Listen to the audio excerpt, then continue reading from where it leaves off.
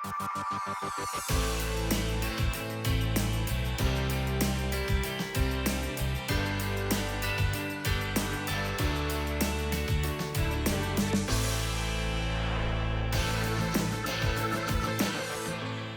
vais tout d'abord revenir sur mes 2 années de mandat en tant que maire, à compter de septembre 2013, puis en mars 2014, où nous avons été élus avec 80%, presque 80% des voix. L'importance des dépenses à cette époque de fonctionnement ne me permettait pas de dégager une épargne brute suffisante pour rembourser le capital des emprunts. L'épargne nette était donc négative, et la capacité d'autofinancement quasi nulle. La ville de Cappelle-la-Grande était d'ores et déjà en situation financière délicate, du fait surtout de la baisse des dotations de l'État. Entre 2013 et 2017, on va perdre 1 300 000 €. Et en 2015, nous allons perdre 300 000 €. Mais en raison aussi de l'application des rythmes scolaires, du périscolaire, des nappes, et d'une faible, Monsieur le Président, je compte sur vous, j'ai déjà dit, d'une faible dotation de solidarité communautaire urbaine. Mais je suis conscient, vous faites des efforts avec les maires et avec les vice-présidents de la communauté urbaine, je vous en remercie. Je sais très bien qu'on ne peut pas passer d'1 million à 40 millions tout de suite. Il n'y a qu'au loto qu'on peut faire ça. Il n'y a qu'au loto. Bien que je ne les espère pas d'ici 5 ans. D'une ingénierie insuffisante, tant dans le domaine administratif que dans le domaine technique, et surtout, dans la ville, on avait une gratuité totale. Très difficile à notre époque à appliquer. En vue de la préparation du budget 2015, la ville avait décidé de faire des choix importants pour améliorer cette situation financière avec une aide logistique et financière de la communauté urbaine de Dunkerque suite à l'accord de M. le Président Patrice Vergrit et des vice-présidents des élus communautaires. Je profite pour leur adresser mes plus vifs remerciements.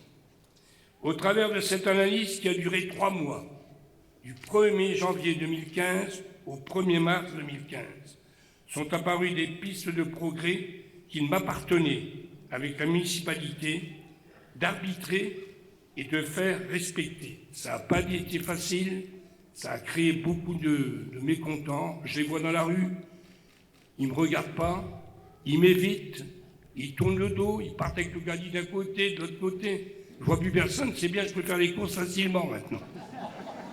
Engagement sur les objectifs généraux. Baisse des subventions aux associations de 20%, soit on devait arriver à 500 000 €. Je vous signale qu'on avait 950 000 € de subventions aux associations. Un taux d'épargne brute minimum de 8%, un taux d'épargne nette minimum de 2% et une capacité de désendettement maximum de 10 ans. Engagement sur les efforts de gestion courante, en particulier renégociation dès 2015 des contrats des marchés publics, remaniement de la dette, une nouvelle définition de la politique municipale, en particulier création d'une carte scolaire, rationaliser le parc immobilier et recentrage sur les compétences communales, centres équestres, on est occupé en ce moment, et fermes pédagogiques. En effet, le compte administratif faisait apparaître en 2014 une épargne brute négative de 500 000 €. J'ai réagi de suite avec mon équipe pour éviter de mettre la vie sous tutelle. Pour la communauté urbaine, l'objectif central budgétaire à atteindre entre recettes et dépenses de fonctionnement est de 1 200 000 € pour une période de 3 ans, soit jusqu'au 31 décembre 2017. Je crois qu'on va y arriver. J'en suis presque persuadé. Je vais vous dire pourquoi. L'année 2015 n'a pas été plus sereine à gérer budgétairement. Ce sont des choix quotidiens et un travail d'explication qui n'en finit pas. Chaque habitant que je rencontre dans la rue, allez, il faut continuer, il est toujours la même chose, on dit toujours la même chose. Après 2 années d'efforts journaliers, les premiers résultats semblent apparaître, même s'ils restent encore très fragiles. Lorsque je regarde en arrière, la situation de départ et où nous en sommes aujourd'hui, je suis très fier de mes élus, du personnel municipal, de mon directeur général des services, M. Jérémy Doni, et de vous, Monsieur le Président de la communauté urbaine, et des vice-présidents, et du personnel communautaire. Je vais les nommer parce qu'ils ont été super, en particulier M. Lambert, M. Villain, M. Muller et M. Sauquel, ainsi que notre vice-président aux finances, notre ami Christian Hutin, qui a surveillé avec le président les finances de la ville. Il n'avait d'ailleurs pas intérêt à nous mettre sous tutelle, je vous le dis. Merci surtout pour votre aide logistique et également financière, parce qu'on a une aide financière. Certains diront, c'est pas beaucoup, mais c'est à nous à gérer. C'est pas à la communauté urbaine à gérer la ville de Capelle-la-Grande. Une indemnité financière de 100 000 euros. Merci également aux associations capelloises, parce qu'elles ont souffert. Parce que descendre de 900 000 euros à 500 000 euros, obligatoirement, elles ont souffert. C'est pour ça qu'aujourd'hui, elles sont si nombreuses dans la salle. Merci de votre présence. Et merci à la population pour votre compréhension. Le budget 2015, on est occupé de gérer, de voir, sera bien sûr un budget toujours équilibré, mais je peux vous dire qu'il sera positif. Je crois qu'on aura une épargne satisfaisante et nous dégagerons un excédent. Je pense à 800 000 euros en épargne brute, moins les emprunts, ça nous laissera 300 000 euros en épargne nette. Bien sûr, je vois mes camarades maires sourire, c'est pas beaucoup, hein, Benoît. Je compte sur toi d'ailleurs, mais en fait, c'est pas beaucoup. Oui, il est au Conseil général, donc on peut avoir besoin de lui. Cette amélioration n'entraîne pas des marges de manœuvre exceptionnelles. La ville est toujours dans une situation délicate, mais nous ne sommes tout simplement plus dans le rouge. Nous ne baissons pas les bras, continuons à être vigilants sur nos dépenses. Suite à cette analyse financière de la commune, nous avons pris différentes mesures pour pouvoir entretenir et rénover 2 importants bâtiments municipaux, le complexe sportif Albert d'Anvers et l'école Jean Jaurès. Nous avons puisé dans notre réserve foncière, parce qu'on a une bonne réserve foncière, et vendu 3 terrains. Terrains, bien sûr, qui sont en zone constructible. Et c'était des terrains sportifs ou des parkings en zone constructive. Le terrain de la cité de rugby à la cité du Cheminot inutilisé, le terrain de tennis abandonné, ça fait plusieurs vagues, mais c'était comme ça. On en refera d'autres. Situé à la cité des Cheminots également, ainsi qu'un terrain le long de la voie ferrée. Rue latérale, au même aménageur, M Aménagement. Et on a déposé aujourd'hui le permis de construire pour la cité des Cheminots. Donc vous voyez, on avance, et on avance vite et bien. Ces terrains seront réservés pour des lots libres de constructeurs. En effet, le parc locatif privé est quasiment inexistant à Capelle-la-Grande. Même si la commune possède un parc locatif social important, 55%. Quand je vois des villes de la région parisienne, ils ont 2% de locatif social. Nous, on est à 55%. Elle est aussi une ville résidentielle pour les classes populaires et les classes moyennes. 60% de la population de Capelle ne paie pas d'impôts. Il est grand temps de revoir et de réfléchir sur le programme local de l'habitat à Capelle-la-Grande. Le logement est la deuxième préoccupation des Capellois, après l'emploi. Nous avons créé un service logement à l'espace Solidarité confié à Madame Sophia Nuret, adjointe, aidée par 2 employés. Ce service est très apprécié par la population et nous en entière satisfaction. Je rappelle que plus de 300 demandes de logement sont en attente et 27 demandes au béguinage. Heureusement, les bailleurs sont bien installés sur la commune, sérieux. Ils n'hésitent pas à prendre en charge la réhabilitation des logements déjà existants pour donner plus de bien-être à leurs locataires. Partenor, réhabilitation, résidence Victor Hugo, Léo Lagrange et enfouissement des déchets Zola, Loti.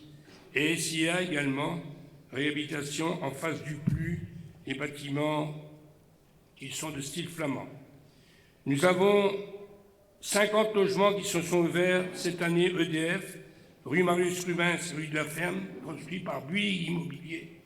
2 magnifiques résidences, Captoun, Le Maire à la Cité des Cheminots, construites par la Maison Flamande, comprenant chacune 12 logements locatifs de style flamand et bénéficiant de performances, qualifications, bâtiments, basse consommation, respectueux de l'environnement. La construction des logements prévus, 180, est enfin démarrée et déjà bien avancée dans la ZAC du Centre, SIA. Les logements villageois doivent suivre en 2016. On a un problème avec PM3C, Monsieur le Président, vous êtes au courant. J'attends de vous la signature pour qu'on puisse rediscuter de cette zone, parce qu'on perd 80 logements. Vous le savez, vous avez eu sur votre bureau, je crois. Les futures constructions en 2016, donc le terrain de rugby et le Clos du Cap, c'est une résidence privée. J'arrive à un projet qui me tient à cœur durant mon mandat. L'aménagement du terrain de l'ancienne école Pasteur, celle qui se trouve en face de la mairie. Nous avons organisé plusieurs réunions avec la communauté urbaine de Dunkerque, Lagure, la Maison Flamande. Ce projet est sur le point d'aboutir et j'espère qu'il démarrera en 2016, après concertation, bien entendu, avec mon conseil municipal, parce que nous sommes des démocrates. Il faut rénover ce quartier qui est vraiment triste et désolant en plein centre-ville et qui, d'autre part, est envahi par le champignon, le méru, et certains bâtiments sont même amiantés. Nous avons commencé également une étude sur les alentours de l'école Jean Jaurès et sur la construction future d'un nouveau béguinage. Beaucoup de demandes. La population vieillit. On a 1500 personnes de plus de 60 ans. Quand nous parlons logement, bien entendu, nous parlons voirie. C'est pourquoi la délégation générale de communauté urbaine, ville et environnement s'est engagée dans l'élaboration d'un programme opérationnel pluriannuel dans le but de maintenir l'état de son patrimoine et d'améliorer les conditions de circulation pour tous les usagers. Un quota pour chaque ville a été établi suivant le nombre d'habitants et le nombre de mètres linéaires de voirie. Étant le vice-président de la communauté urbaine de la voirie, je vous peux être assuré, Monsieur le Président, qu'on respectera les quotas. Celui qui ne le respecte pas, il l'aura pour l'année d'après. Ça s'est produit, mais c'est pas normal. On a un quota, on le respecte. Alors, ce qui s'est passé à Gapelle-la-Grande, c'est important, unique, on n'a jamais eu ça à Gapelle-la-Grande. Couche de roulement rue du Papével et rue d'Ambuscapelle. Vous pouvez maintenant courir là-bas. Vous pouvez faire du footing. Cité Briche, on est occupé. Réaménagement total, effacement réseau EDF et assainissement. Parking du collège Avenue de Gaulle. Il est très très bien, formidable. Rue du communication, assainissement et réhabilitation du réseau des eaux pluviales. Liaison route de Bienne, renforcement de réseau des eaux usées. Carrefour, rue de l'Église et route de Bourbourg. Un véritable succès. Vous vous rappelez le carrefour là-bas? Il y avait des accidents, maintenant c'est un succès. Très bien. C'est une réussite de la voirie à la communauté urbaine. C'est normal, c'est moi le président. Vice-président. Pas encore président, Patrice.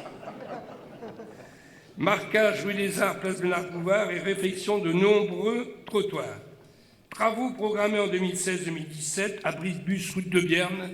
Ça va venir. Ça fait 3 mois maintenant qu'on nous le promet, mais ça vient. Il y a un problème de compteur qu'il faut démonter, ils ne trouvent pas l'écrou, je sais pas, il y a des problèmes. Couche de roulement, Jean Jaurès, Léon Blum, Marx d'Ornois, parking rue de Lorraine, rue de Picardie et parking derrière la mairie. Alors on en a besoin. Parce que derrière la mairie, nous, on ne sait pas stationner. Et j'ai un adjoint aux travaux, c'est son dada, le stationnement. Alors il a prévenu M. Cannebrook, il a dit il faut venir maintenant aligner les gens à Capelle. Et vous commencez par le tour de la mairie. Ah ouais. C'est le maire qui est aligné avec les employés municipaux. Merci Jacques, c'est bien. Tu as bien travaillé. Enfin, ils ont été compréhensifs, ils nous l'ont enlevé. La liaison pour entrer et sortir plus facilement de Capelle-la-Grande. Alors, un grand projet, Monsieur le Président, la rue Philippot. C'est une entente, bien entendu, avec Monsieur le maire de Coudekerque-Branche, 2 représentants. Elle est programmée depuis un moment. ça fait 25 ans, en espérant que ce carrefour de cette planète verra le jour, parce que c'est le département, mais je crois que vous allez nous appuyer, il faut absolument nous appuyer pour soigner ce carrefour. Il y a à peu près 28 000 voitures qui passent par jour, 14 000 dans un sens, 14 000 dans l'autre. C'est bien. Exactement, on voit les gens qui rentrent et qui sortent. Personne ne triche. Ils sont arrivés à Dunkerque, mais ils ressortent. Donc, également un programme d'accessibilité lancé dans l'ensemble de la commune pour mettre en conformité l'ensemble des bâtiments communaux sur la période 2016-2020. Rien n'a été mis aux normes, même au palais ici. Rien n'a été mis aux normes. On en a pour 1 800 000 €.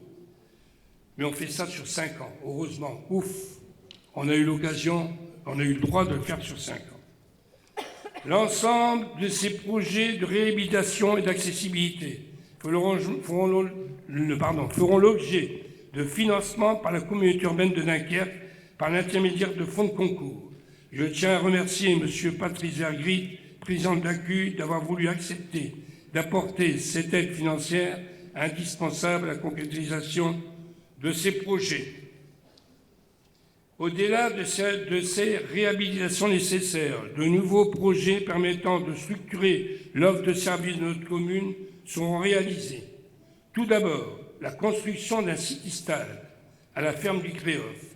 Ce projet est d'ores et déjà reçu une aide financière de la part encore de notre ami député, M. Christian Hutin, dans le cadre de sa réserve parlementaire. Merci, monsieur le député. Merci pour la population. Mais on est toujours au point de point parce qu'on n'a pas l'argent du conseil départemental. Ils n'ont plus de sous. L'autre projet qui me tient particulièrement à cœur est l'aménagement d'un pôle petite enfance au sein de l'annexe de l'école Pasteur. Et je sais que M. Olivieri, représentant de la CAF, est présent. Un ancien élève à moi, il ne peut pas faire, il est obligé de me rendre service. Il faudra... Monsieur Olivieri, vous êtes présent, vous êtes quelque part là. Je ne vous vois pas parce qu'on est gêné. Merci, oui, je vous vois là-bas. Merci de votre présence. N'oubliez pas de penser à Capelle-la-Grande. Ah oui. Et je fais du Roger, moi. Sans le faire exprès. Avec les nombreux programmes... Ah pardon, je suis arrivé. Alors, ce pôle petite enfance accueillera un espace multi-accueil, crèche et halte garderie, mais aussi le relais d'assistance maternelle. Avec les nombreux programmes de logement qui sont réalisés sur la commune en 2016 et 2017, il est nécessaire que la ville se dote de ce service afin d'attirer de nouvelles familles au sein de la commune.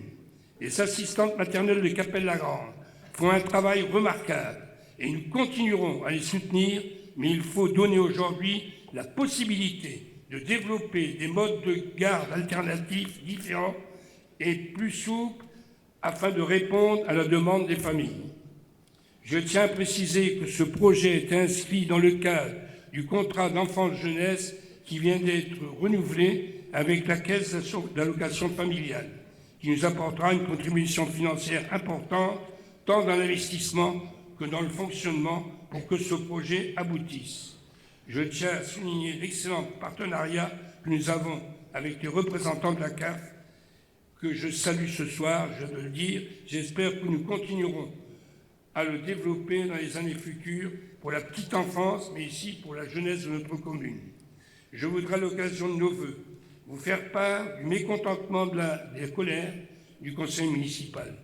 Je vais quand même vous dire un peu mon langage, parce que j'ai rencontré hier monsieur le président du conseil de communes de la Flandre, là, monsieur Figoureux, et il m'a affirmé qu'il allait nous aider. Ça concerne la salle Gressier.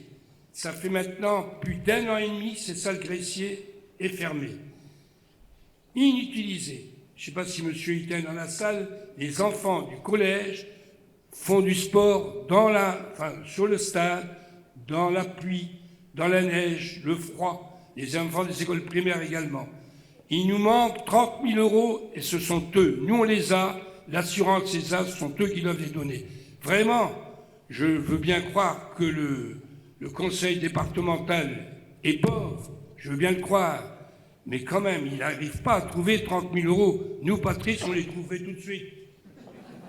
Il arrive, mais c'est quand même incroyable. Moi, je ne comprends pas. Mais là, ici, il m'a confirmé que ça se ferait. Et mon directeur général des services a également eu quelqu'un aujourd'hui que cette complexe Anvers serait réparé. Tant mieux.